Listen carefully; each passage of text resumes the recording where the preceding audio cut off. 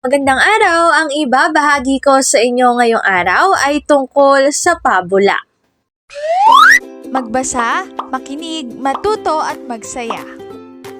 Ako si Binibining Menya. Handa na ba kayo? Tara na, umpisa na nating isa-isahin at pirapirasuhin ang mga detalyeng nakapaloob dito.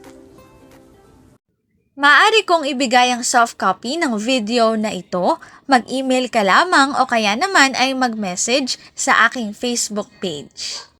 Ilalagay ko ang aking email sa gitnang bahagi ng video at ang Facebook page naman ay sa huling bahagi matatagpuan. Maraming salamat sa panonood! Katulad ng binanggit ko kanina, ang ibabahagi ko ngayong araw ay tungkol sa pabula. Noon ay hindi naman hayop ang ginagamit na tauhan sa pabula kundi mga tao. Ang nagsimula sa paggamit ng hayop bilang mga tauhan sa pabula ay si Aesop.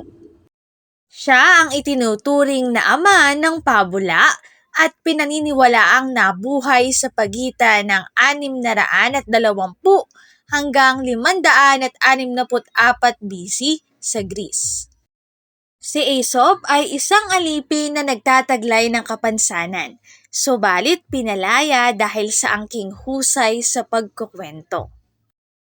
Bilang simbolo ng kanyang paggalang at pagtanaw ng utang na loob sa kabutihang loob ng kanyang amo, ay sinimulan niyang gamitin ng mga hayop bilang tauhan sa kanyang mga pabula upang huwag mapulaan ng mga tao. Karaniwang ginagamit ang pabula upang itago ang katauhan at pag-uugali ng mga tao sa lipunan na hindi masabi ng hayagan. Laging nagwawakas sa aral ang pabula. Ano nga ba ang pabula? Ang karaniwang pabula ay kwento kung saan mga hayop ang gumaganap at ang mga hayop na ito ay kumikilos at nagsasalita na tulad ng tao. Madalas na inilalarawan ng pabula ang dalawang hayop na may magkaibang ugali at nagwawakas ang kwento na nagwawagi ang may mabuting ugali.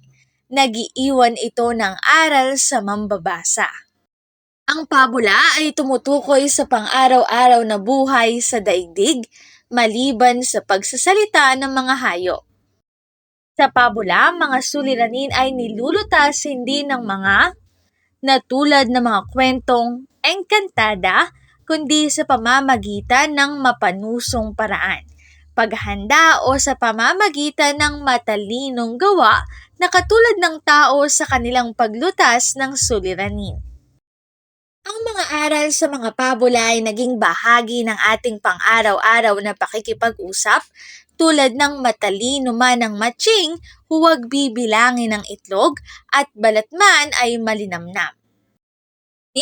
Hindi naman lahat ng pabula ang pangunahing gumaganap ay hayop.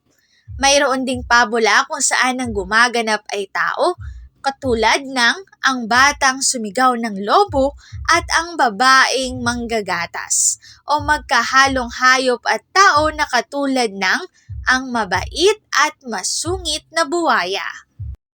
Narito ang aking sanggunian ng mga impormasyong nakatala sa bawat slides. Kung interesado kayo na magbasa pa, maaari niyong bisitahin ang website na ito. Pabula, dito na nagtatapos ang aking pagbabahagi. Sana ay marami kayong natutuhan. Muli, magbasa, makinig, matuto at magsaya.